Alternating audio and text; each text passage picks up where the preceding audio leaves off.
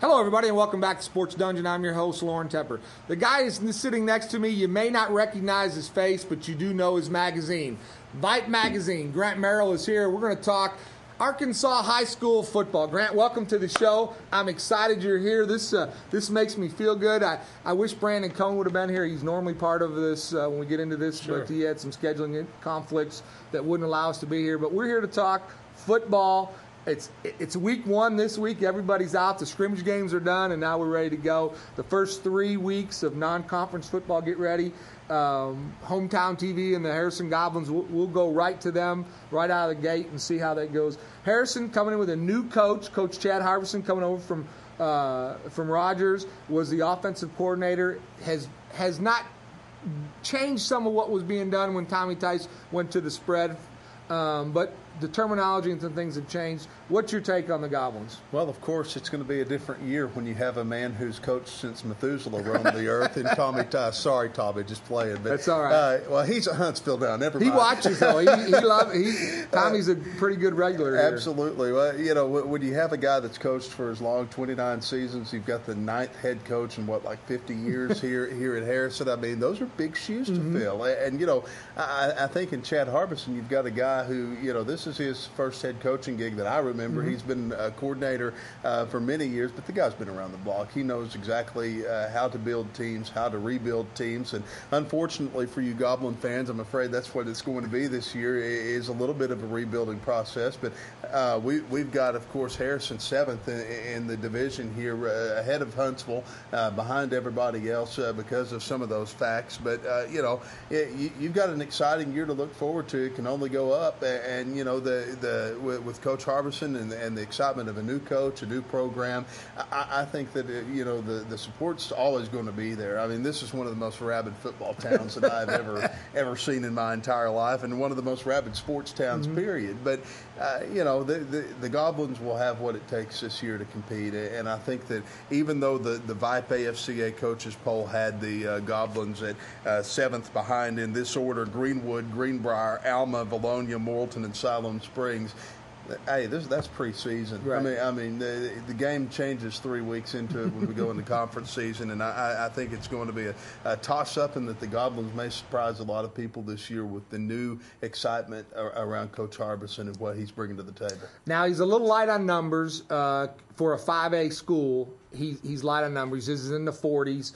Last word was he had 45 players out. That's not a lot. That's barely going too deep. Got several guys going two ways, which makes it a little tougher for him to compete in the 5A. You know, Greenwood's numbers are huge. You know, this is the last year Greenwood and Siloam are going to be in the 5A. 5A West. No offense, and what I'm going to say this: if any Greenwood fan or Siloam Springs fan, and I know Coach Harbison comes from Siloam, we're not too upset to see you leave. Now we're going to pick up Shiloh Christian, which is, you know, that's just like playing Greenwood too. I mean, it's the best money. I know I said best money. Cowboys some years, but you know. And we pick up Russellville, which ought to be. I mean, that's a pretty good trade. You know, I think Harrison, I agree with you, is going to struggle a little bit, and it's not because of talent. I think it's more of Coach Harbison coming in. I mean, he hit the floor running. They hired him, and then that day he was here on the sidelines trying to get things done. But it's always new. Terminology changes. There's things happen. You know, they played Batesville last week in a scrimmage. They went down there, struggled. I mean, did some good things we saw, but struggled because they didn't even put the ball in the end zone, and that's going to be tough. Well, you know, you've got a pretty tough schedule in the first 3 games of the season at Sheridan. You know, Yellow Jackets had some rebuilding years under Lewis Campbell, but, you know, he's a guy who it was in Chad Harbison's position last year, had to really go out and recruit the hallways. And, I mean, this is a guy who came here from Ole Miss, Mississippi State. Yeah, you know, you think Lewis Campbell, he was a Razorback coach, a director of operations for a long time. So Sheridan is not going to be any cakewalk. I think that's anybody's ball game. Second game, Mountain Home. I mean, we all know know about the Mountain Home Harrison rivalry. I mean, I've read stories in the paper about the Harrison Mountain Home rivalry, probably a few that you wrote. Right. But it's been that's one where all the records go out the window, and I mean the adrenaline and the excitement around that ball game is usually so high that nobody can even start to predict what's going to happen there. And then week number 3, you've got Van Buren. Brooks Coatney, the new head coach down there, was a Greenwood guy. I mean, you Goblin fans are familiar with him from the late 90s. That's right. I think I remember a 1999 night when Harrison and Greenwood met in the playoffs, if I remember correctly. Right. And Brooks Coatney was playing for the Greenwood Bulldogs back then. But, he's a guy that's bringing a lot of experience to Van Buren, but I don't think the Pointers are going to have what it takes this year to really mount a big threat. But, Van Buren and Harrison in week 3 ought to be a pretty good matchup, even though it's kind of the 7A, 5A type thing, or 6A, whatever they are this week. This year they're 6A, and then the next year they moved to 7A as being the smallest. I mean, they got some petitions in the AAA because they're going to be the smallest 7A school next year. But you take the formula that the AAA uses, and you can also use that as the recipe for chili. So I mean, it's kind of one of those deals. I mean, it is confusing, but it's kind of interesting at the same time. But Van Buren's in a similar position as we are. Got a new coach coming in. And the Pointers a year ago had Drew White, who was a spectacular wide receiver for them, and I think it'll be interesting. They got to make that trip up here. But really for the Goblins, when you get into conference play, you open up conference play against Greenbrier and the All-State quarterback Neil Burcham, who would, I know when I say this, it's going to get back to his family. Sure would look good in a Goblin uniform. He is he grew up here. He went to grade school in this neck of the woods. His mom taught out at Valley Springs and Bruno Payette Roots. I mean, he would look good in a Goblin uniform. Coach Tyson, I used to kind of joke about that a little bit, but he's not. He's at Greenbrier, and he's an All-State quarterback and has an arm. It's just one road to get here from Greenbrier. That's right. I mean, not that hard of a trip. But, I mean, you look at a guy that's got roots here, that's going to certainly be a game on September 23rd, which is my 30th birthday, by the way. But, on September 23rd, that's going to be a great home game, only the second home game of the season. So I know that, when you open up conference and you do it here at the stadium on the creek, I mean, that's what I keep saying is in every game there's it seems like every game on the schedule has something that just kind of changes the game, changes the variables of it for Harrison, and that's why I say, while we've got him picked 7th in the VYPE poll for the conference, I mean, it's all bound to change by the time we get into week 3 and week 4, and I expect.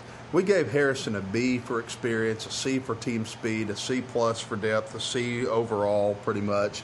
Kind of a middle of the pack type deal because it was a rebuilding year. But I fully expect the Goblins, especially with a coach who is working as hard as Chad Harbison is, to fully supersede and surpass those expectations. And the thing I like about what he's come in to do is Coach Harbison has put everybody on the same page. He talked a little bit about this. Now, don't want to say there was a division, but the junior high teams are learning the same thing that the senior high teams, so it's a progression. You're learning what you're doing. The terminology is all the same. So he's trying to build the program. Plus this group of sophomores a year ago as freshmen did extremely well. He's got talent coming. I know you got to throw out the junior high records because junior high and senior high is totally different. But there's some positives to look forward to that are coming, and I think they got some things to look forward to. I'll say like I say to my 4-year-old, be patient. Yeah. Be patient. It's all going to work out. Just be patient. Now, I'll say this. I know that earlier in the year when August 1st rolled around and Huntsville announced that the former Goblin headmaster, Tommy Tice, became the head guy over at Huntsville, that very quickly went to being a big game, and it is going to be a big game here week 10. Yeah, and you look at it in the last game of the season. I mean, you play a guy that you've known for 30 years. I mean, it's almost, I don't even know how to explain it. I mean, it's not like an Arkansas Ole Miss thing where everybody hates the guy. I mean, nobody blames Coach Tice for doing what he did. No. And that was obviously a good move for him, a good move financially when you understand the ramifications of how the retirement system works. And I don't think anybody blames him. But, still, when we get to Week 10, business is business. That's and right. I think that if Huntsville does what we think they're going to do this year and Harrison does what we think they're going to do from a rebuilding standpoint, that may be one of the most exciting games on the field, even without all the off-the-field, I'm not going to say drama, but kind of the side stories. That's going to be a pretty good one to watch in Week 10. It'll be. I know that Week 9, when that game's over and they start to look at the game film for Week 10, it's all the focus will be on. There'll be so many other things going on in that Friday night 7 p.m. kickoff. Just won't get here quick enough, will it? No, it can't get here quick enough this week. I don't think any other week's going to be. I mean, I've been waiting on this moment for all year long, and I mean, it was just so nice. I turned on the radio. I was down in Little Rock the other night when I got back from being out of town, and there's a high school football game on, and I was just like, it is, the time has arrived. I mean, I think we should go up to Branson. We should get Andy Williams just to do a special version of "It's the Most Wonderful Time of the Year," us and for football season. Who's with me?